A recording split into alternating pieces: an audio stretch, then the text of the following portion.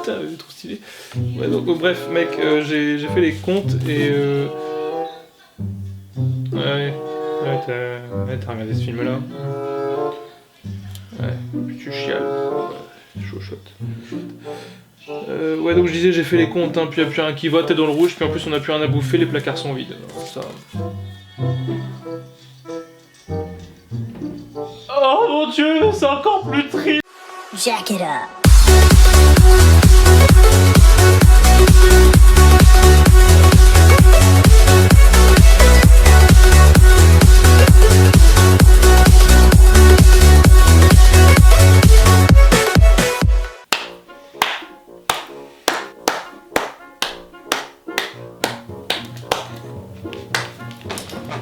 Honnêtement, on a affaire à du bon.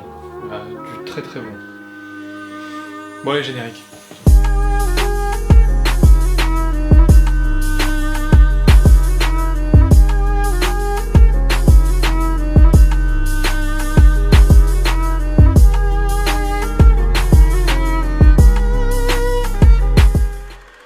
Bon, et ben, le miracle de la cellule 7, qu'est-ce que ça raconte? Enfin, en turc, c'est ce titre-là.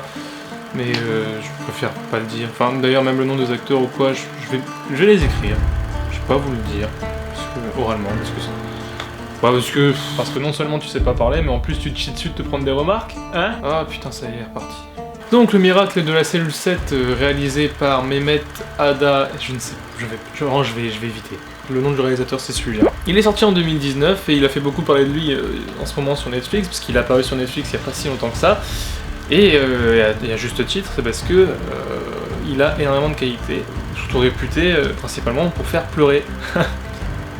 Je peux pleurer, mais... Tu rigoles, t'as pleuré comme une vieille chochotte à 4h du matin, oh maman, tout, vas-y, arrête ce monde.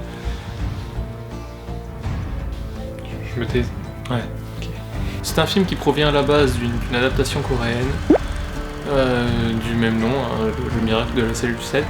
Sauf que ce film coréen que j'ai pas vu est plus tourné vers d'après les critiques, vers le côté humoristique, quelque chose qu'on retrouve pas ou très peu dans l'adaptation turque. Bon, on va commencer à parler de ce film, alors je vais en faire une sorte de mini-critique, un peu un avis sur ce que j'en pense par rapport à plusieurs critères, et donc du coup voilà, je vais partir un peu en impro. Ouais, enfin dis surtout que t'as rien travaillé. Premièrement, le synopsis, bien sûr. Le synopsis du coup, ça raconte principalement l'histoire d'amour entre un père et sa fille, sauf que le père possède un handicap mental, et il va devoir prouver son innocence parce qu'il va être accusé à tort du meurtre de la fille d'un des commandants de l'armée qui traîne dans la ville pas très loin. Et on va en prendre autant que lui, plein la tronche pendant environ 2h, 2h20, sans arrêter. C'est-à-dire qu'on va se prendre une dose de tristesse, d'injustice dans la tronche, et d'incompréhension surtout. En fait, on va se mettre à la place du personnage principal tout le long. D'ailleurs, on va y revenir parce qu'il faudra que je parle de l'acteur qui était phénoménal. Donc pendant tout le film, on va suivre du coup l'histoire de Memo en prison, qui a été condamné à mort, parce qu'on parle de la peine de mort en Turquie dans ce film également. Il y a quand même pas mal de personnages, mais chaque personnage est franchement bien traité, l'écriture est très belle, et aucun personnage ne sert véritablement à rien. Hormis un petit pic par rapport à la grand-mère de Memo qui s'occupe du coup de lui et de sa fille Ova, dont il faudra parler également par rapport à l'actrice qui est pour son jeune âge franchement excellent. Et donc comme je le disais tout à l'heure, c'est un film où, si vous l'avez pas encore vu, vous verrez bien, où ça joue constamment avec le spectateur.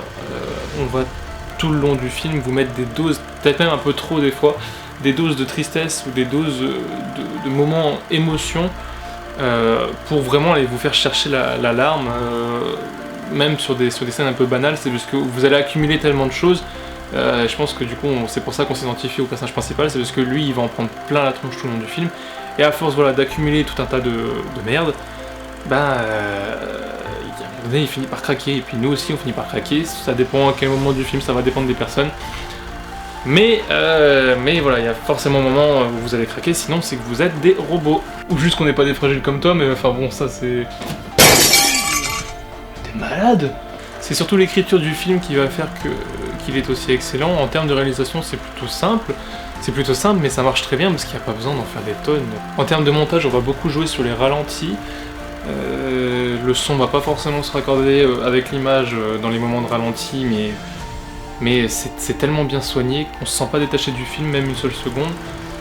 Tout est extrêmement efficace, tout est extrêmement fluide. C'est un film qui dure environ 2h20, et j'avoue que quand j'avais vu le temps que ça prenait, je me suis dit oui, j'ai peur qu'il y ait des longueurs, j'ai peur que je me détache justement du film. Et c'est tellement bien foutu que non, pas une seule seconde on s'ennuie, pas une seule seconde on se détache comme je l'ai dit tout à l'heure. Donc non, c'est un film qui est vachement efficace, c'est une réa qui est vachement efficace, un montage qui est extrêmement fluide également. Ça veut rien dire. Mais ça veut rien dire un montage fluide. Extrêmement soigné, voilà. Oui, je sais, ça veut rien dire, mais vous comprenez ce que... Oh, mais heureusement qu'il est soigné le montage. Oh là là, mais il m'énerve. L'évolution des personnages, quand j'en ai vu qu'il y en avait autant, honnêtement ça m'a fait peur. Ça m'a fait vraiment peur, je me suis dit qu'il y en a qui vont être bâclés. On va construire des backgrounds qui servent à rien, ou on va mettre trop de personnages pour montrer qu'il y en a beaucoup, qu'il y a beaucoup de criminels, mais on va pas exploiter plus de la moitié. Et je me suis trompé parce qu'il y a beaucoup de personnages qui sont extrêmement bien écrits, extrêmement bien exploités, qui évoluent très bien. Je pense au chef de la cellule, qui lui s'est retrouvé dans la prison parce que justement il a tué énormément de personnes. Et quand il va apprendre justement l'arrivée de Memo et qu'il va comprendre, malgré les ordres de ne rien dire à personne, il va apprendre que Memo est accusé du meurtre de la fille du commandant, il va allier tout le monde à sa cause pour le faire payer et le tabasser. Et il y a une scène dans la prison, dès qu'il arrive, il va se faire tabasser presque à mort, fracturé de tous les côtés. Et ça, c'est la première approche qu'il a avec Memo. Ou par la suite, quand les prisonniers ou certains dirigeants de la prison vont apprendre que Memo a une fille, ils vont commencer à douter, trouver ça très louche déjà que Memo soit capable de tuer une fille, déjà d'où son comportement qui est quand même louche. Tout le monde le qualifie de crétin et de fou, parce que voilà, ils ont tous remarqué qu'il y avait quelque chose qui allait pas dans sa tête. Mais le fait qu'il ait une fille, ça va mettre un gros doute dans la tête de tout le monde.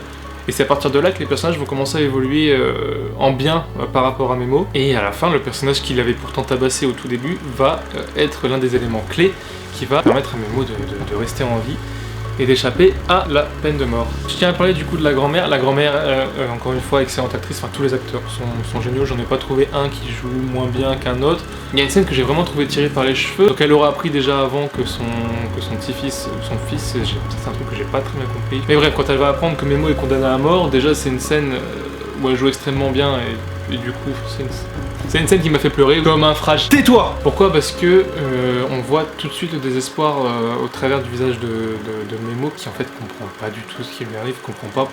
Il vient juste d'apprendre qu'il va mourir, que voilà, on a décidé de son sort, mais il comprend pas pourquoi, parce que lui sait qu'il est innocent, il l'a bien dit même à son interrogatoire où on l'a forcé à faire des aveux pour faire plaisir au commandant qui lui voulait absolument un coupable pour sa fille. Et ouais, c'est une scène qui est vachement touchante. Donc déjà la grand-mère a pris pas mal dans la tronche également, psychologiquement et émotionnellement. La scène de sa mort, je la trouve tirée par les cheveux parce qu'on n'a pas d'antécédent médical ni quoi que ce soit qui pourrait montrer qu'elle serait capable de faire une crise cardiaque. Ok, c'est une personne âgée qui a pris beaucoup dans la tronche elle aussi, mais on n'a pas eu d'antécédents ou de scènes qui montrent que justement elle aurait eu des problèmes de cœur ou des absences, enfin ce genre de signes qui montreraient qu'elle pourrait y passer. Du coup j'ai trouvé que c'était une scène qui montre parfaitement l'envie au réal de nous pousser à bout et de vraiment surenchérir la tristesse, et des fois on a l'impression que c'est un petit peu trop.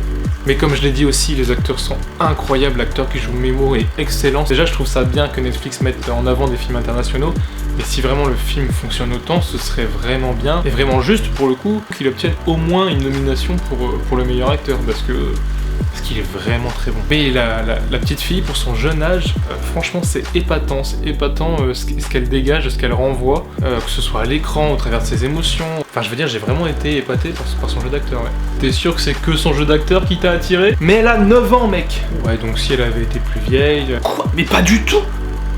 On va avoir des problèmes. En termes d'évolution de personnage, il y a pas mal de plans aussi, ou de moments qui peuvent nous faire penser à la ligne verte, et d'ailleurs si vous l'avez jamais vu, foncez, c'est excellent. Ça, je pense que tout le monde le connaît après. Donc ils auraient pu nous faire un scénario à la ligne verte où justement ça se finit pas bien du tout. Mais il y a eu quelques moments un peu prévisibles, c'est-à-dire, d'ailleurs, ce qui propose une théorie à propos de ce personnage-là. Le personnage du fond de la salle, si on peut l'appeler comme ça, C'est le personnage qui parle le moins, mais c'est un personnage qui a suscité une théorie comme quoi ce serait le grand-père d'Ova. C'est une théorie qui peut se tenir, mais elle a apparemment été démentie par les acteurs. Mais c'était prévisible dans le sens où on a vraiment construit son passé, et forcément il fallait que ça serve à quelque chose. On a construit son passé, et au fil des événements, on se doute bien qu'il risque de prendre la décision de justement se sacrifier pour sauver Memo, et du coup faire en sorte qu'Ova retrouve son père. Enfin voilà, pour conclure, c'est un film que j'ai trouvé relativement excellent, que j'ai beaucoup aimé. Mec t'es mort.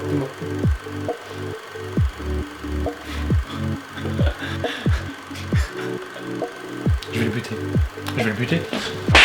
Que ce soit au travers de sa structure narrative, de son montage, de sa réa, du jeu des acteurs, de l'évolution des personnages, des paysages, des plans. Enfin, il y a énormément de critères qui font que j'ai vraiment adoré ce film. Vous avez le droit de pas l'aimer, comme tout le monde, enfin, chacun son avis. Moi j'ai trouvé excellent, il est extrêmement bien noté et c'est tout à son honneur, c'est un très très beau film. Enfin voilà, si jamais cette vidéo vous a plu, n'hésitez pas à la partager puis à vous abonner à la chaîne pour la soutenir. Et puis quant à moi, je vous retrouve très prochainement pour d'autres vidéos, peut-être d'autres formats ou un nouveau parlo d'un film. Oh là là, il recommence son blabla. Et puis voilà, j'espère que vous avez passé un bon moment. Et surtout n'hésitez pas à vous me dire ce que vous avez pensé de ce film dans les commentaires. Et puis on se retrouve très bientôt. Voilà. Du coup j'y vais. Et abonne-toi surtout.